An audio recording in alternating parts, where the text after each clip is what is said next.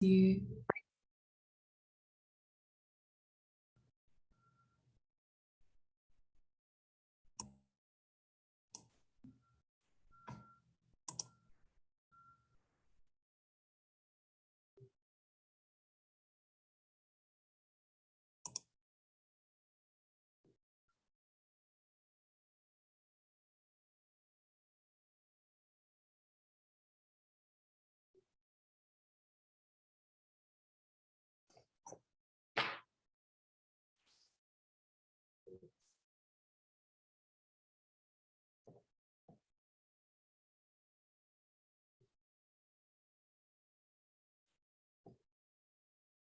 Dorian.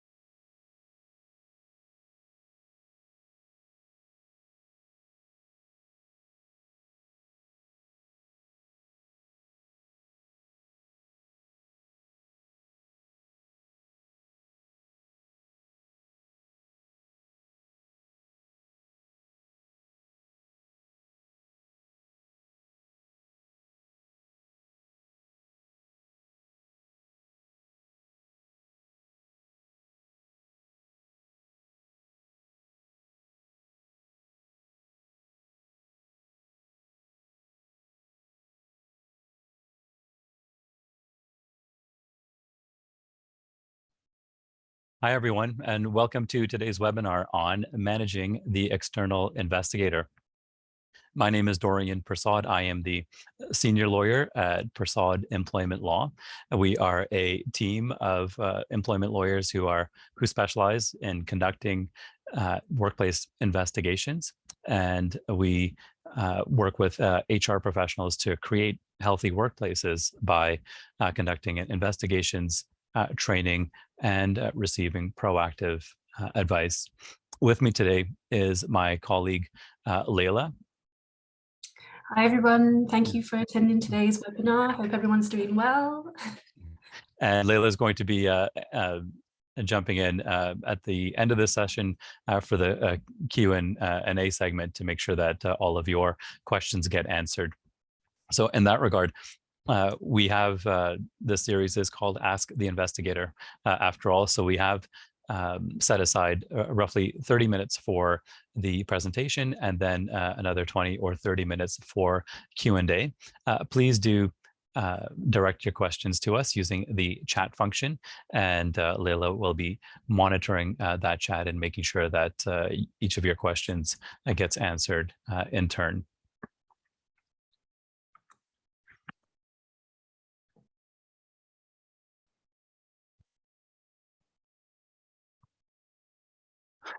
So I'm sure many of us have experienced that, natural anxiety that comes with receiving a complaint of harassment. You have to, identify what's going on. You have to respond to this complaint in a meaningful way, and that often requires an investigation of some sort. And you're busy. You have a lot of competing priorities on your plate, and so to ease that anxiety and to streamline the process, you might hire an external investigator to handle this project for you.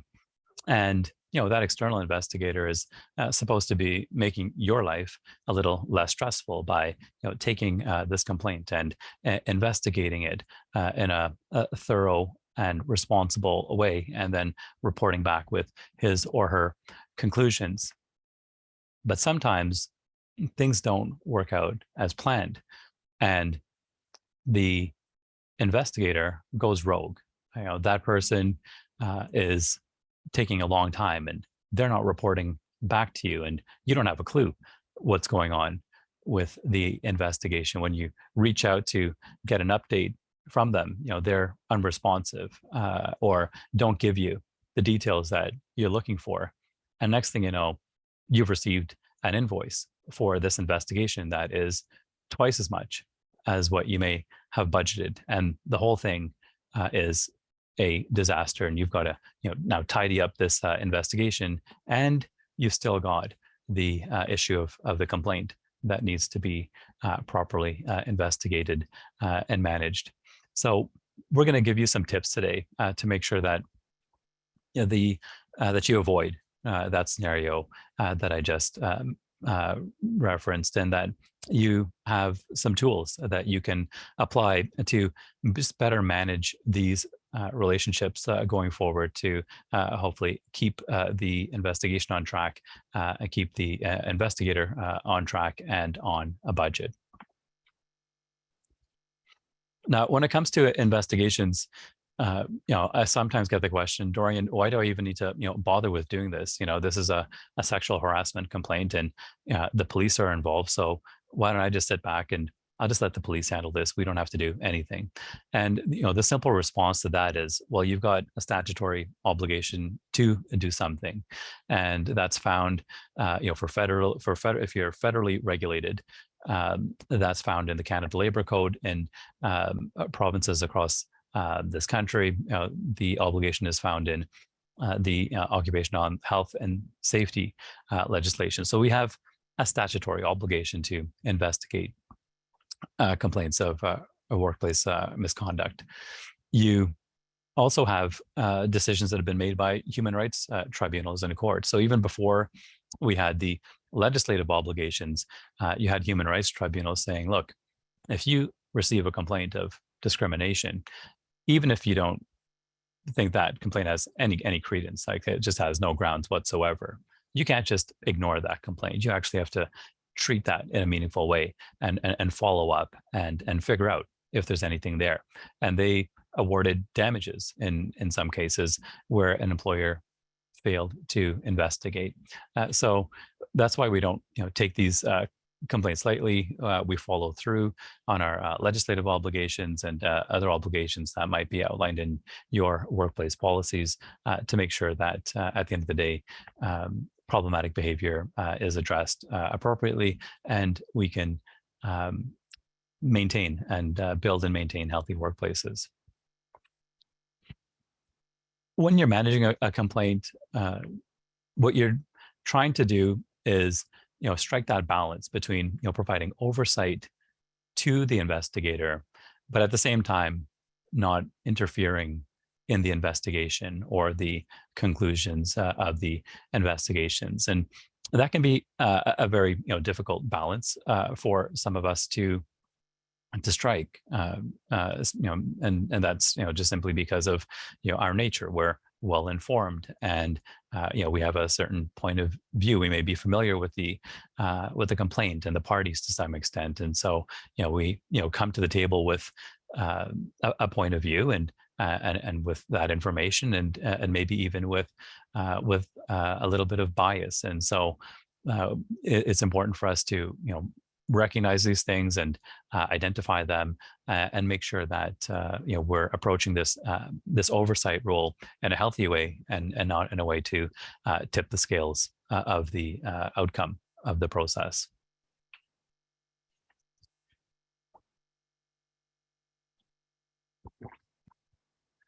Again, as many of us are aware, having done these investigations, they often evolve as evidence comes out, and they can just take on a life of its own sometimes. And that's why it's really important at the very outset. One of the first tools that we want to review with you, and one of the most important strategy, is to clarify the mandate. All right, clarify the investigator's mandate. Make sure that is set right up front, and that way, even though the situation may evolve and it may be more complex, and there may be more complaints or additional parties added to this process, if you have the mandate set and clarified at the beginning, that's going to help you make strategic decisions about whether to increase the mandate and how to change the mandate. But if you just jump into this issue and you don't have your mandate confirmed, that's where we see a lot of investigations falling off the track, and the costs escalating as a result.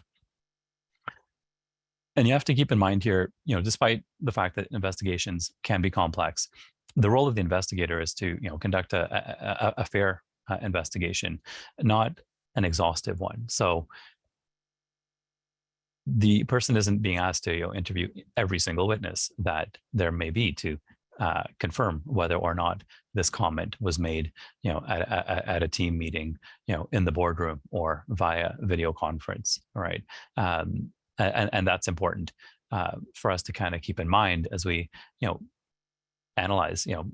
We've determined that an investigation is necessary when we look at the type of investigation that's necessary, and who we need to meet with, keeping that perspective in mind, that look, this needs to be fair, this doesn't have to be exhaustive. That helps us as we're making these strategic decisions along the way, in terms of what witnesses are required, what other evidence do we need to collect before we can make a finding on a balance of probabilities.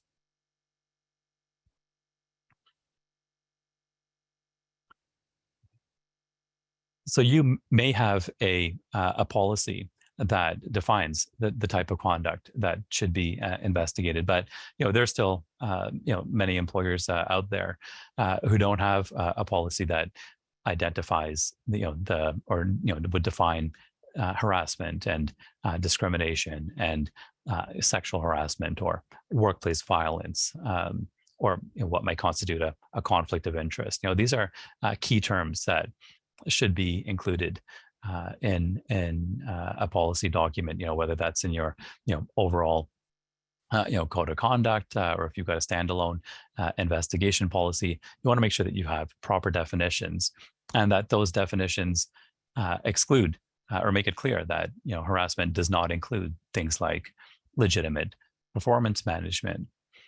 And beyond having a great policy, we have to keep in mind that training goes in tandem with that, right? So we often spend a lot of time and energy and money drafting fantastic policies that just sit there on an intranet site or on a shared drive and aren't communicated well to employees. And certainly the employees and managers and members of the board of directors, they don't ever get trained on these policies. And what that ends up resulting in is the organization getting a lot of complaints that really can be weeded out as things that even if they're true, none of this constitutes harassment, and therefore may not need to be investigated, or can be redirected to another process for resolving these types of complaints. So having a policy in place is really helpful.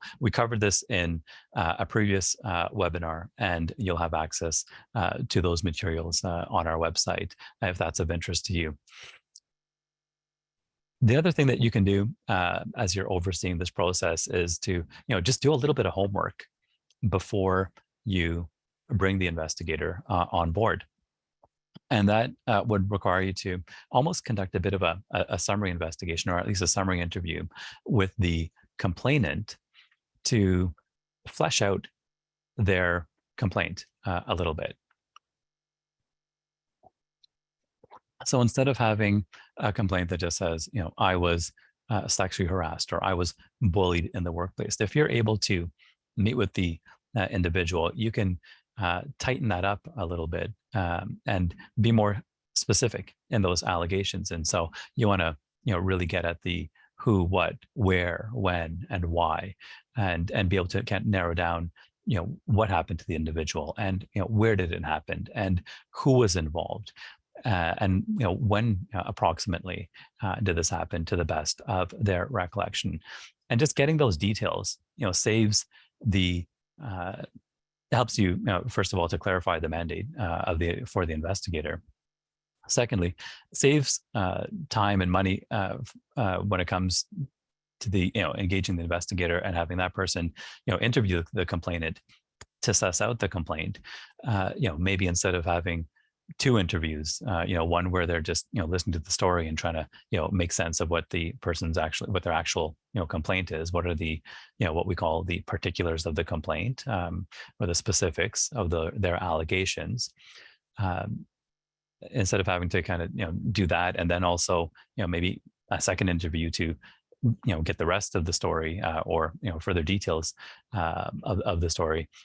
The investigator might be able to hit the ground running a little more quickly, having a well-defined complaint. So a little bit of homework that you do on the front end, definitely create some efficiencies as you go through the process.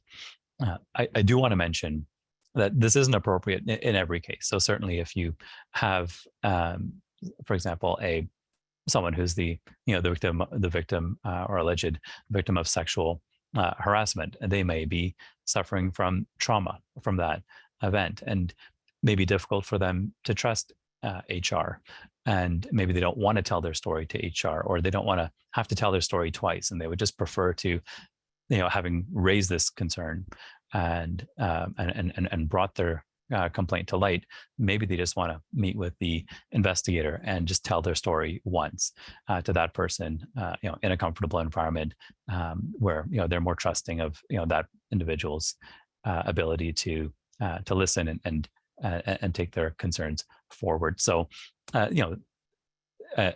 bring that up as something that you want to be mindful of. Again, just you got to know how much to dig and when to dig and what is appropriate in the circumstances. But that's one example of where it's best left to the investigator to deal with that particular complainant because of their unique sensitivities. Another issue that we see coming up that could be dealt with, effectively in a workplace policy is, having some timelines in terms of, what types of complaints are going to be investigated and how far back are we going to go, right? So, without this policy in place or some sort of a framework or guideline in place, if left open-ended, you can get a complaint that says, 4 years ago, here's what happened to me. And the employee, is really reaching back into the past and bringing stuff to light. And it's, really difficult to go back that far and conduct a meaningful investigations, mainly because, memories change over time and folks move around quite a bit. So you may not have access to all of the witnesses or even some of the key witnesses now that the complaint is being raised. So to avoid uh, upsetting the complainant and just to have some clear objectives in place, it just helps to have these things reflected in a policy where folks know, look, if you have a concern, that you need to bring that forward in a timely way. And that's not to say that, given the circumstances or the allegations, that the employer won't reach back, further and go beyond what's stated in the policy, but at least it gives you that both parties or all of the stakeholders, it gives you that certainty that you need in terms of making these types of decisions. And then, as I said, exceptions can be made depending on the circumstances.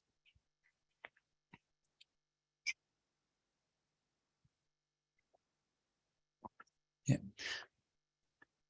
Yeah. The other key piece here to managing the investigator is the retainer agreement.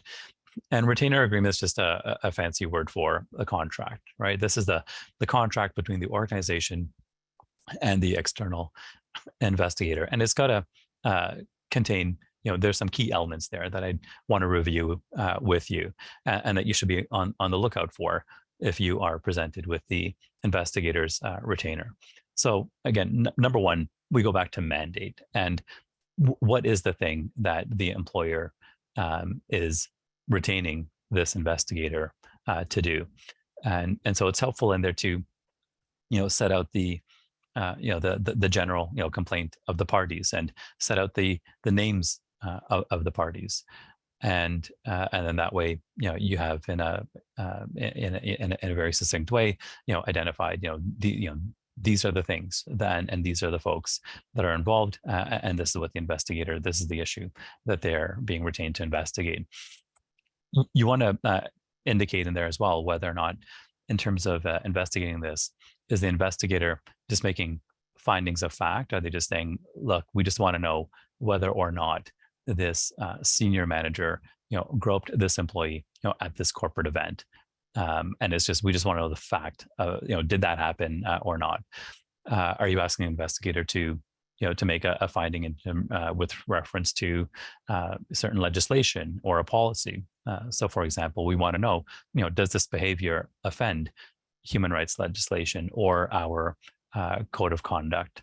And that should be made clear in the retainer agreement. And that way, as the investigators doing their work, as they're then preparing their report, they know the type of analysis that they're expected to engage in, and the final product that's required to meet your expectations.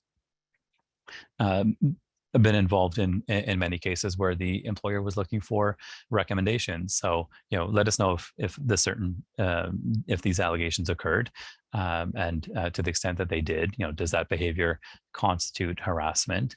And regardless of the findings, can you please provide us with recommendations in terms of, how to address maybe, the specific party or parties involved, and then also, when you look at the facts more broadly, are there any recommendations that you have in terms of changes that we should be implementing in the workplace, right? So if that's what you have in mind from the investigator, then you want to make sure that that's crystallized and that's included in the retainer agreement. And then the final piece is the investigation report. So more often than not, when you go through a formal investigation, and you retain a third party. More often than not, you're going to want a robust investigation report, and that report will outline the steps that the investigator took in his or her investigation. Then it'll outline who they met with. It'll summarize the allegations and the evidence that was collected with respect to each of those allegations, and finally, the investigators' conclusion on each of the allegations, and then an overall conclusion in terms of whether or not the behavior in question constitutes harassment, workplace violence, whatever the case may be. However, not all cases might require that robust report. Sometimes the employer might just be looking for a summary report. They just want to know, look, did these things happen? I don't need the Cadillac version. I just need maybe a summary of the allegations and the conclusions. And I've been involved in other investigations where the employer just wanted a verbal report back. So, you do have different options here. You don't always have to opt for the Cadillac version. And so if that, so knowing that, you then want to make that clear to the investigator at the outset. And so that way, you get a final product that reflects, what you're looking for. And the investigator isn't spending unnecessary time, preparing, summarizing evidence and preparing, this really detailed and very thorough report that you may not need at the end of the day.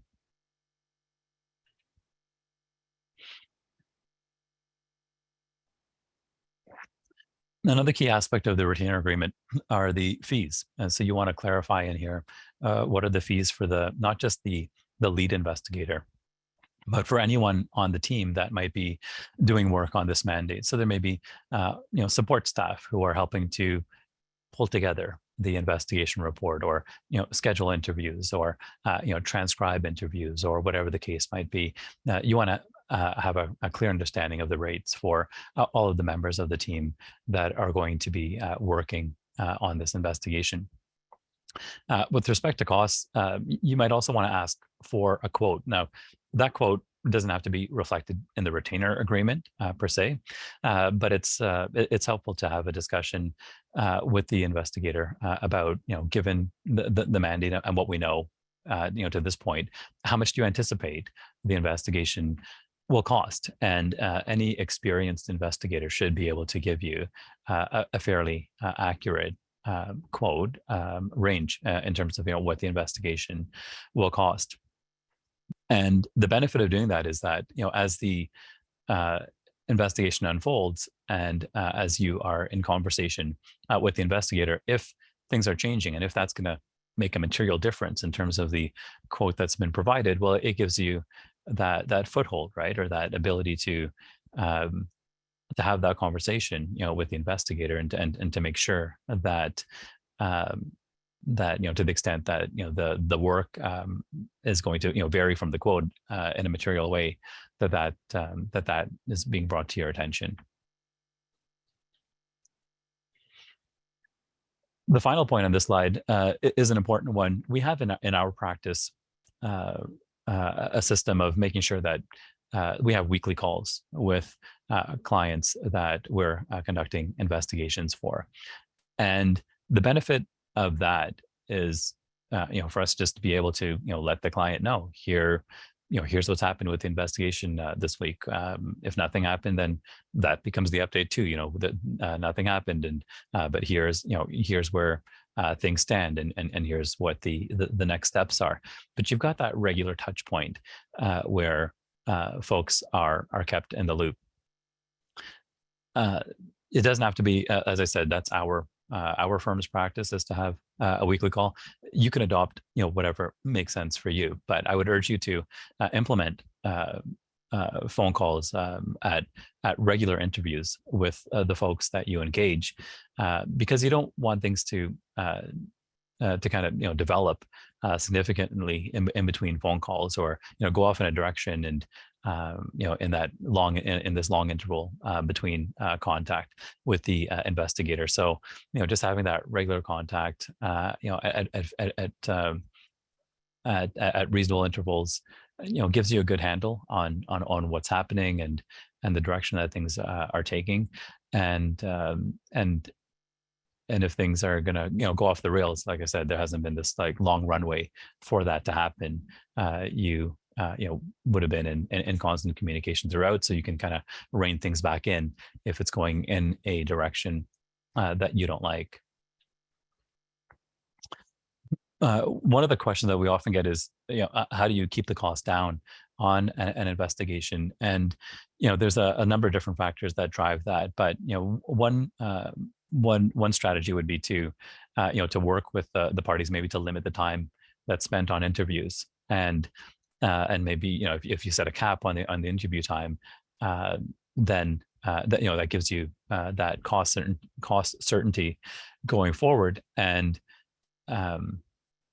if any changes need to be made, the investigator can kind of come back to you and make you aware of that. Now, you don't want to do this, like I said, you don't want to do this in every case. As we indicate on the slide, you want to do this in consultation with the union and the parties that are involved, and you want to be mindful of the type of investigation or the type of complaint that you're dealing with as well. In a complaint where someone has been through a lot and they need to tell their story and tell that in their own words, they're going to have issues if the investigator is trying to put a hard cap on them to say, look, you need to tell me your story, and you need to get this out. I've got 1 hour, and we need to keep this succinct. That might work well if, like I said, if it's a very discrete issue. Did you make this comment on a certain day or not? But if someone's is saying he or she is the victim of sexual harassment, limiting that the time limit on that person's interview is going against what we know about folks who have suffered from trauma, and the allowances that they need, and the in terms of telling their story, and how we as investigators should be approaching that interview and getting that story out in the most effective way. So we just want to be cognizant of these principles, and not just focus exclusively on cost, but as I said, and in the right circumstances, putting a time limit on interviews is one strategy.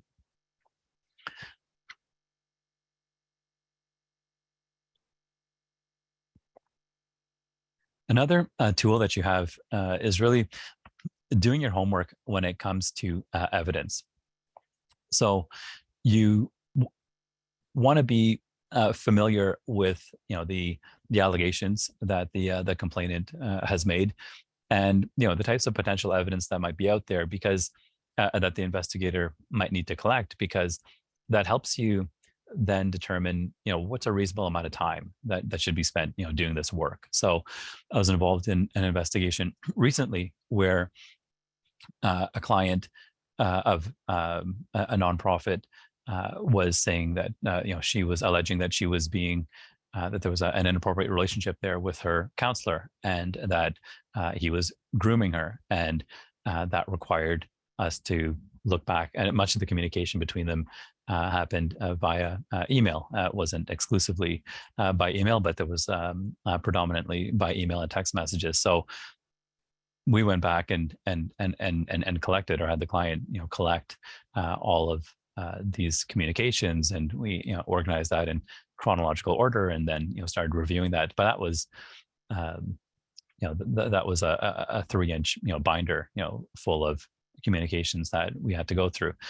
But in that case, you can see why it would be important to go through the history of these communications to really get a flavor of how things unfolded, and then meet with the parties to to have them speak to these communications, and just conduct that interview in a more informed and an effective way. So that's an example of a document-heavy investigation. Another investigation required us to work with provincial police and Facebook to determine the origins of an inappropriate and racist Facebook message that was sent to one party by another. And again, so that took a lot of time working with third parties and forensic experts to try and get at that information. So there, you do have some investigations that are, heavy on the evidence, so to speak, and then you have others that are very light. But you being familiar with, what's required or what's reasonable in a given investigation kind of helps you to, in your conversations with the investigator, to, really determine what's where's that line, or helps them to kind of maybe in consultation with the investigator, the two of you can agree on, how many witnesses do you have to interview to reach that level where you've got that assurance that yes, you have a good handle on what happened, and you have enough to make your conclusions. As we said at the outset, this isn't an exhaustive process, right? You're just trying to do enough to make a conclusion on a balance of probabilities. So if you can, meet with 3 or 4 people to kind of reach to that point, you can wrap it up there, as opposed to meeting with all 10 people who or 10 potential witnesses.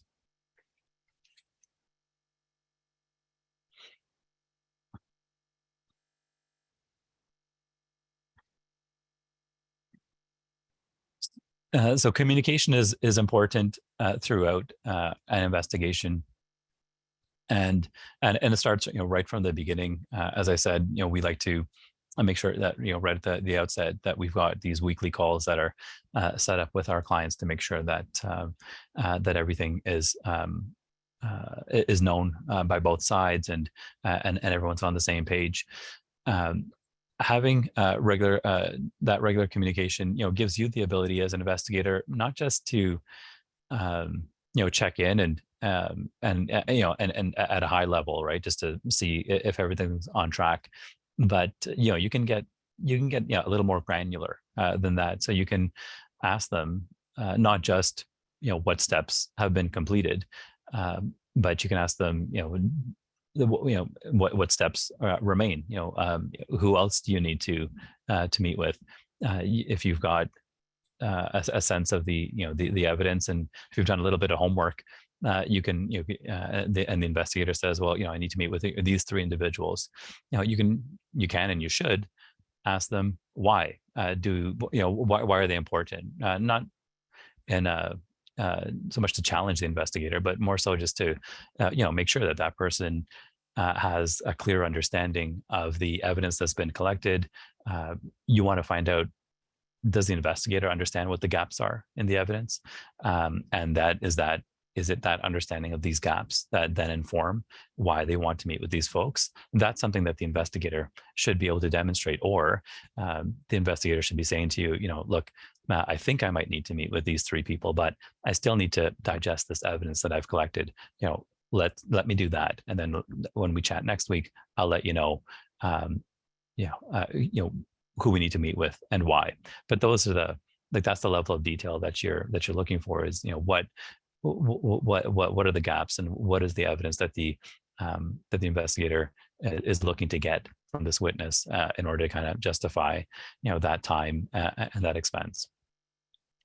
You might even ask about potential findings and how things are shaking out. Again, this is you always want to be careful that you're not tipping the scales, so to speak. But if it's helpful to just to get a preliminary take on how things are playing out, sometimes you might need that if you're managing this investigation. But you also have the parties who are who might still be at work, or maybe someone's on a leave of absence. And so having an understanding of how the investigation is shaking out maybe helps you to do some planning in terms of, what are the steps that you as the organization might need to take with this employee.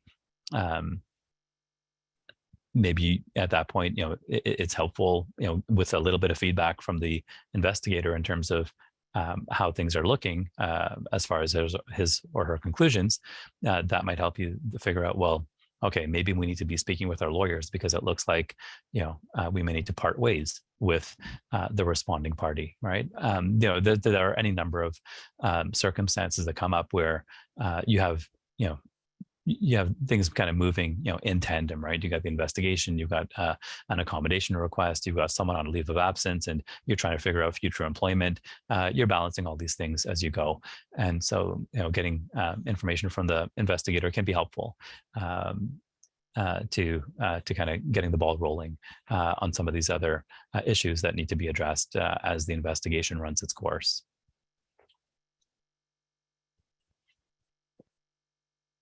You want to make clear. So we talked about the benefit of the retainer agreement and making clear the mandate. Related to that, as you're speaking with the investigator, you want to let them know that, look, if there's anything that's coming up that's outside the scope of the mandate, that they're bringing that to your attention.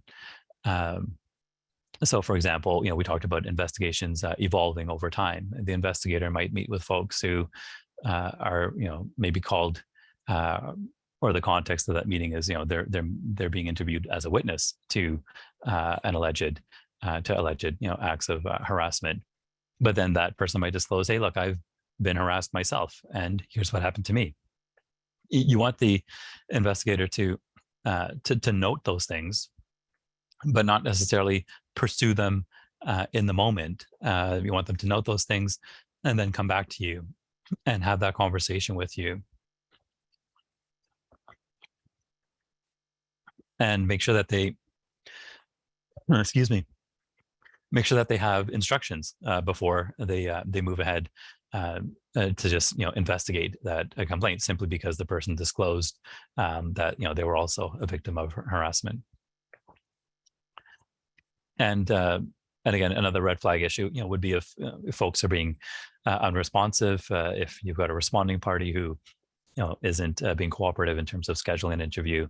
Those are things that you want the investigator to not to sit on and just continue trying on their own. You want them to involve you, and maybe there's someone on your end that can reach out to prod the individual to get the process moving. So in conclusion, communication is really important throughout this process, and it starts at the very top with you doing your homework and making sure that you've number one, clarified the investigator's mandate, and then once you've clarified the mandate and really made it specific in terms of here's the issue and here are the parties that are involved and this is what we want the investigator to do, you've set yourself a very clear track for the investigation to run on. And if the investigator then, for whatever reason, needs to expand the mandate or goes off track, you're able to bring that person on board, unless, of course, you provide instructions and you allow for that mandate to be expanded. But at the beginning of the relationship, you want to make sure that things are clear in terms of the work that the investigator is going to do. And you're communicating, from the very beginning, whether it's the mandate or the negotiation of the retainer agreement, and then throughout the investigation, you're making sure that you've got regular phone calls and touch points with the investigator to ensure that you have a clear handle as far as what's happening and the steps that have been taken, the steps that remain, and if there's any surprises that the investigator has encountered along the way. You want to make sure that all of those things are being brought to your attention in a timely way. And by being involved in the way that I just described, that gives you the ability to challenge the investigator, right? So just because you've retained an external person, it doesn't mean that individual is automatically going to get it right, or that they know more than you do, and that it's impossible for them to make mistakes, right? So you want to make sure that by being involved throughout the process, you're going to be familiar with the parties and with the evidence and with the allegations, and you have a sense of how things have evolved and unfolded over the course of the investigation. So when it comes time for the investigator to present his or her conclusions, you're in a position to challenge that and make sure that that person has done a rigorous job in terms of their analysis and their findings. Okay. So with that, we'll turn it over now, Leila, to Q&A, and we'll encourage folks, if you haven't sent in your questions, now's your opportunity to submit them via the chat function and to get them answered.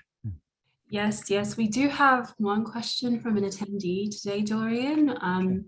So a detailed one, but is an internal policy document enough to supersede the directions by the regulations on workplace violence and harassment, which seems to suggest that if the principal party feels it is harassment, it has to go to the external investigation stage.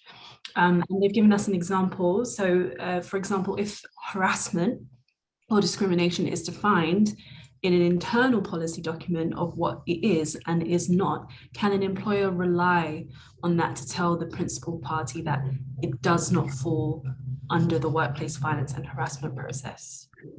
So the key point here to keep in mind, Leila, is that it's the statute is what prevails.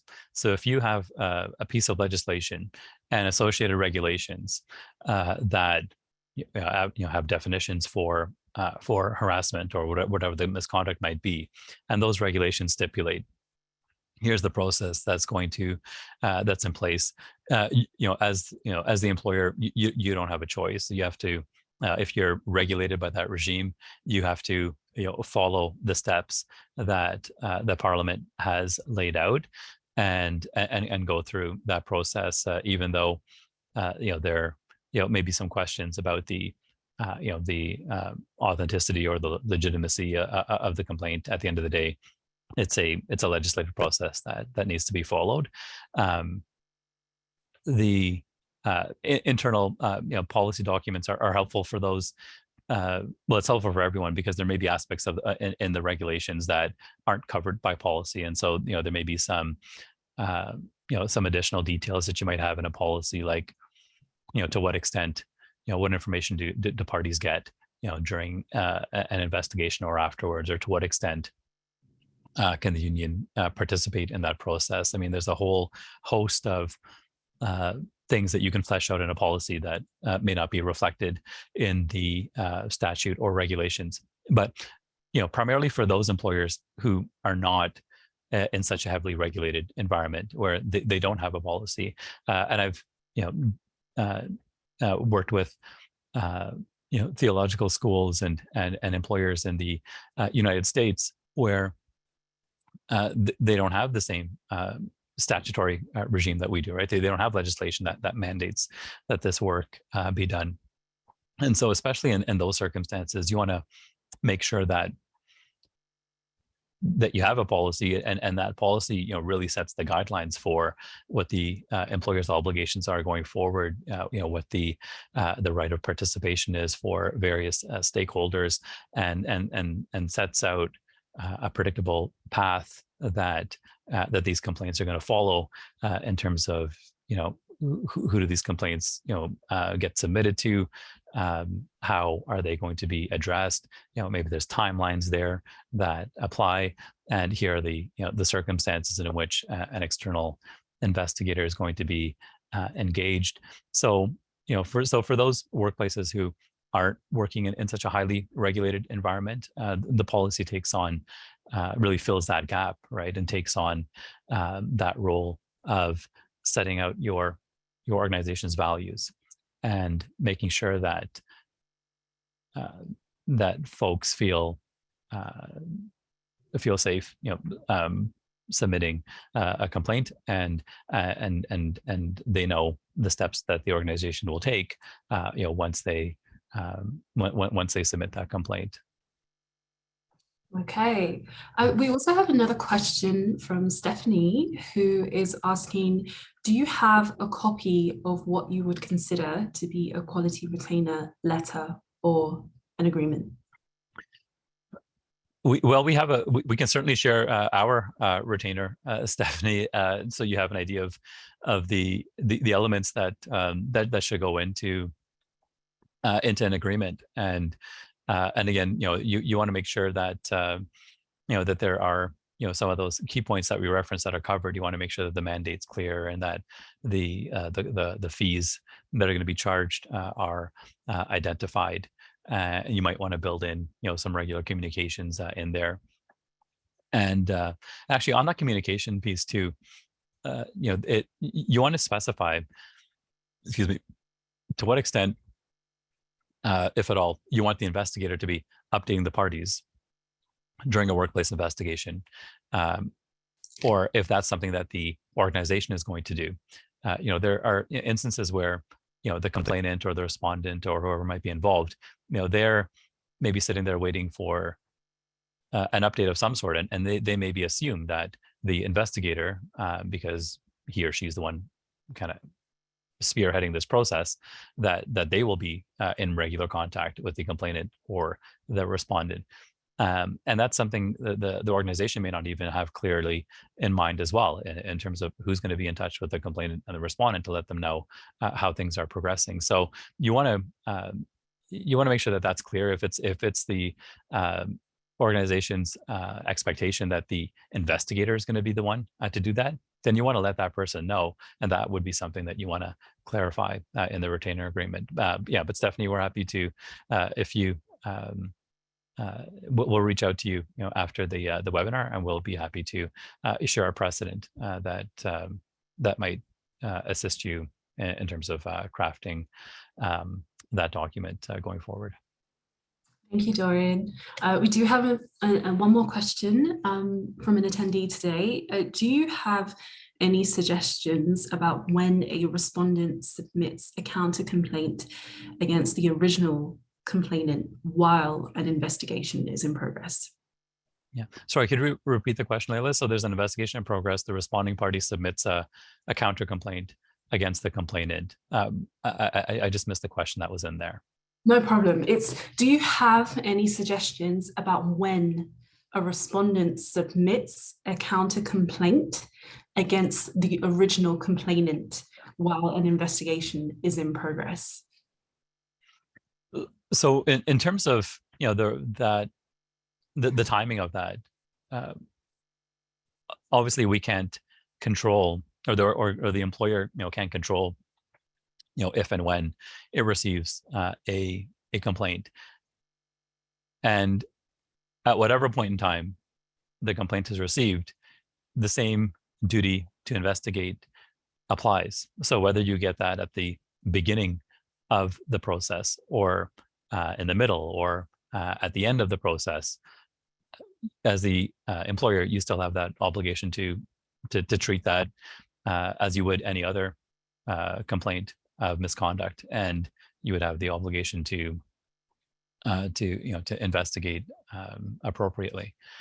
Now, if the counter complaint comes at the beginning of the investigation, that's ideal in the sense that you can then address all of these complaints from at the outset, and you can really set up your investigation process to deal with both allegations. So by that I mean you can meet with the complainant and get their story and understand their allegations, and then you can set up a separate meeting with the complainant to kind of put these allegations that the responding party has made to them, right? So it just allows you from the get-go to basically investigate both complaints as you move through the investigation, and that's going to be the most efficient way to do it. But it's really difficult to establish as the employer and set parameters around when someone can file a counter complaint.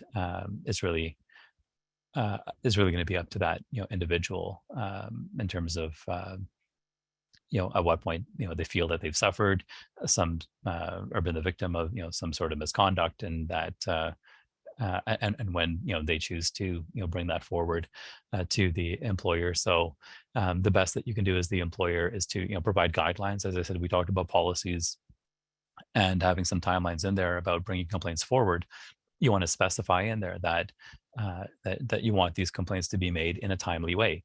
And timely just means, can be defined in the policy as, maybe within 6 months or a year from when the event happened. And then by doing that, as I said, you've set that expectation for all of your staff. And if the respondent, chooses to, bring their concern forward at whatever point in time, they do that, you can then go back to as long as they've done it, in accordance with the policy, you then move forward and, and treat it as you would any other complaint. Thank you, Dorian. Thank you very much for the informative session on managing the external investigator today. I actually have a couple of questions for you also. Sure. So cost is something that a lot of people will be thinking about. So what are some tips that you have for managing the cost of an investigation? When you think about an investigation, Layla, the costs are really driven by the time that it takes for the investigator to conduct interviews and to draft the investigation report. So one strategy that the organization might have to reduce costs would be to put time limits on the interviews. And you might allocate 2 hours for each interview, and that sets that cap for the investigator to work within. Now, you want to make sure as the employer that you're not doing this in isolation, that you are, that you have the agreement of the parties to the investigation. And if there's a union involved, that you may also want to consult with the union on this. The worst case scenario for the employer is that you have someone who believes that because of this time limit, they didn't have an opportunity to tell their story, or tell their whole story, or tell their story in their own words. And then all of a sudden, this process that you put in place to achieve fairness and to determine, the truth of what occurred, now that process is, tainted with, with bias, or, some, hint of unfairness from the perspective of, one or more of the parties. So you don't want to just exclusively focus on cost, but putting time limits on interviews is one strategy that you have in your toolbox. The other one is determine the venue for the interviews, whether that's going to be, in person or via video conference. Again, if these interviews are being done by video conference, you have those efficiencies there of, taking out any travel time. And that should definitely help to reduce the cost. If the investigations are being done in person and there is travel time, we have agreed with clients to charge a lower rate, for travel time, to and from a location, and provide some cost certainty there on that expense. That's another thing that employers can explore. And then finally, when it comes to the investigation report, really determining what type of report is required in the circumstances. You may want the Cadillac version that has that summarizes, how the investigation was conducted, and all of the allegations, and has the credibility assessment, and has the findings for each allegation, and has your conclusion and recommendations, and that comes at additional time and effort and expense. You may just need a summary report, that might be adequate for, in some cases. So, determining what your needs are as far as a report, that would also help you to limit or reduce the expenses of an investigation. Thank you. There's lots of tips and lots of interesting points there. Another question that actually came to mind was, what do you do if the investigator's analysis or findings are flawed? That's a great question. Investigators don't always get it right. And sometimes, folks are either, inexperienced, maybe they weren't mentored, maybe they're just rushing, or for whatever reason, they get it wrong. So in many cases, the flaws or the mistakes can be fixed. If there's an issue with the analysis, maybe it's not supported by enough evidence. Sometimes that could be a function of the investigator having collected a whole lot of evidence, but maybe not summarizing enough of it in the investigation report. So to the eyes of someone, viewing it for the first time, the findings don't look well supported. You can then challenge the investigator, and that person might then, be able to say, yes, you know what, I acknowledge I haven't included enough information here, but I have collected that information. And so then they can just, bolster their description of that event and their analysis, and address the issue that way. More problematic is where they haven't collected the evidence. So you can point out the issue, and they then have to go back to one of the parties or one of the witnesses, and conduct another interview to ask the questions and get the information that they didn't get the first time around. When it comes to the analysis and the findings, you want to make sure that that's consistent, that you want to know what case law they've considered, and how their findings in this case are consistent with other precedents that exist on this issue. And as I said, sometimes some folks just don't apply that academic rigor to their work, and they get it wrong. So the challenge for you as the organization is, well, what do you do with this report now that's flawed, and with someone that you don't have the confidence in to fix it? You might just have to scrap that report and start the process afresh. Again, I mean, before you do that, you want to challenge the investigator, get them to to think about this and explain this, and make sure that the analysis is cogent, that things make sense. You want to be careful here that you're doing this in a way where you're providing oversight and you're challenging it in a healthy way, to make sure that the thinking is robust, and that the findings stand up to scrutiny, and you're not doing it in a way that tips the scales, just because you don't like the conclusion that you're either asking, or it's perceived that you're asking for the investigator to change their conclusion. So you want to be careful in terms of how you are broaching this. But certainly some folks get it wrong. Sometimes they're dealing with issues that maybe beyond their ability, and they maybe didn't acknowledge that during the process, but you're seeing it in the final product, and you just have to challenge them if they're not able to address it in a way that gives you confidence. Then then that's the key thing, right? If you just don't have confidence in that, you can send it off for a third party review, and make sure that it's not just you, that there's someone else who can weigh in and take a look at this too. But then if the conclusion comes back after a third party review from someone who's competent and respected, that there's just something off here in that analysis and those findings, you might just have to scrap the process and start afresh. Thank you so much, Dorian, for that. There doesn't seem to be any more questions in the chat today by the looks of things. So I believe if no one has any more questions, we will conclude today's webinar on managing the external investigator. Dorian, I was wondering if you could post the feedback link in the chat, as I wasn't able to do that myself, unfortunately. But thank you. Thank you everyone for attending today's webinar. We really appreciate your time and attention today, and we definitely would love to get your feedback via the link that Dorian's about to share in the chat. We'd really appreciate a 5-star review today, and your thoughts and opinions on today's session. And we actually hope you can join us for the next webinar on March 30th, known as Biases and its Consequences. And we wish you all the very best with your day and your matters, and hope to hear from you all soon. Please keep warm. Thanks very much for attending, everyone. It was lovely to share your company this afternoon, and we look forward to seeing you again at next month's event. All the best. Thank you.